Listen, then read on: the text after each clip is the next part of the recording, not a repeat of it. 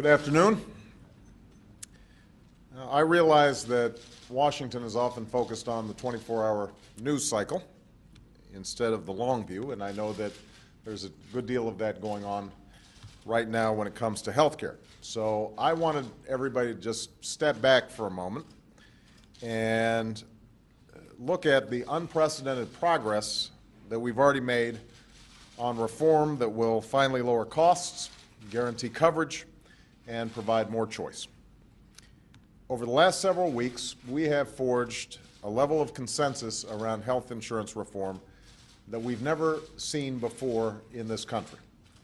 In May, we were able to bring together health care providers around an agreement to do their part to decrease the annual rate of health care growth by 1.5 percentage points annually, which will save us $2 trillion or more over the next decade and lower costs for all of us. A few weeks later, we got the pharmaceutical industry to agree to $80 billion in spending reductions over the next decade, reductions that will make prescription drugs more affordable for seniors. And that's partly why the AARP has endorsed our efforts. Last week, we reached an agreement with hospitals to bring down costs by another $155 billion. And just this past week, both the American Nurses Association and the American Medical Association, representing millions of nurses and doctors across the nation who know our healthcare system best, announced their support for what we're trying to do. In these past weeks, we've also built consensus around specific reforms on which there hasn't been consensus before. Let me list some of those. And I want to particularly applaud the efforts of the committees in the House and the Senate who've worked long and hard to make this progress. We're now at a point where most everyone agrees that we need to invest in preventive and wellness programs that can save us money and help lead healthier lives. We have an agreement on the need to simplify the insurance forms and paperwork that patients have to fill out every time they go to a hospital or see a doctor. We have an agreement on the need to reform our health insurance system so that if you lose your job, change your job, or start a small business, you can still get affordable health insurance. We have an agreement on the need to prevent insurance companies from denying coverage to Americans with pre-existing medical conditions. And we have agreement on the need for a health insurance exchange, a marketplace where people can compare prices and quality and choose the health care plan that best suits their needs. So this is what health insurance reform will mean for the average American. It will mean lower costs, more choices, and coverage you can count on. It will save you and your family money. You won't have to worry about being priced out of the market. You won't have to worry about one illness leading to your family going into financial ruin. Americans will have coverage that finally has stability and security. And Americans who don't have health insurance will finally have affordable quality options. These are the areas where we agree right now. And this consensus has brought us closer to the goal of health insurance reform than ever before. Now we've got to get over the finish line.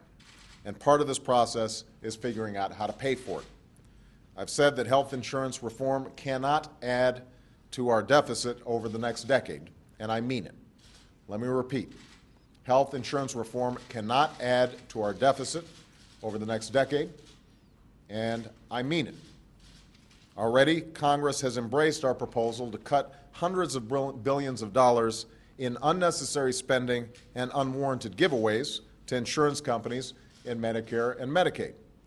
So we actually believe that about 2/3 of the costs of reforming health care could be achieved through these savings alone, without any new revenue. Of course, that still leaves 1/3 of the costs in order for us to cover all Americans that we're still going to have to find a way to pay for. And the key committees in Congress are working diligently with the White House to see if we can come up with an agreement on that remaining 1/3. The bill I sign will also include my commitment and the commitment of Congress to slow the growth of health care costs over the long run. This is a separate issue, and I just want to be clear. There's an issue of how do we pay for health care reform immediately in a way that's deficit neutral, but how do we also bend the cost curve so that we're not seeing huge health care inflation over the long term that would not only make any health care reform package more expensive 15, 20 years out, but would also make sure that people who have nothing to do with the government programs like Medicare and Medicaid, how do we make sure that their costs are under control as well? Now, I realize there's going to be a lot of debate and disagreement on how best to achieve these long-term savings.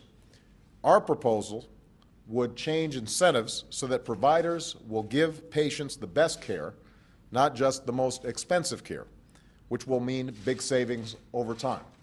This is what we mean when we say that we need delivery system reform. I've proposed to Congress, and I am actually confident that they may adopt these proposals, that an independent group of doctors and medical experts will oversee long-term cost savings measures. Every year, there's a new report that details how much waste and inefficiency there is in Medicare, how best practices are not always used, and how many billions of dollars could be saved. Unfortunately, this report ends up sitting on a shelf. And what we want to do is force Congress to make sure that they are acting on these recommendations to bend the cost curve each and every year so that we're constantly adjusting and making changes that will reduce costs for families and for taxpayers. We need an independent group that is empowered to make these changes, and that's something that we've proposed. I'm confident that if we work with the foremost experts in the field, we can find a way to eliminate waste, slow the growth of health care costs, and provide families more security in the long term. Now, I realize that the last few miles of any race are the hardest to run. But I have to say, now is not the time to slow down. And now is certainly not the time to lose heart.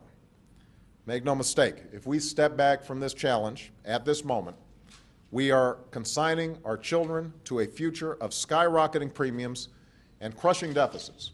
There's no argument about that. If we don't achieve health care reform, we cannot control the costs of Medicare and Medicaid, and we cannot control our long-term debt and our long-term deficits. That's not in dispute. So we're going to have to get this done. If we don't get health care reform done now, then no one's health insurance is going to be secure, because you're going to continue to see premiums going up at astronomical rates, out-of-pocket costs going up at astronomical rates, and people who lose their jobs or having a pre-existing medical condition or changing their jobs finding themselves in a situation where they cannot get health care. And that's not a future that I accept for the United States of America. And that's why those who are betting against this happening this year are badly mistaken. We are going to get this done. We will reform health care. It will happen this year. I'm absolutely convinced of that. I believe that members of Congress are prepared to work as hard as it is going to take to make this happen. And I am grateful for the work that they've already done. I'm confident that we're going to be putting in a lot more hours. There are going to be a lot more sleepless nights, but eventually this is going to happen. Thank you very much.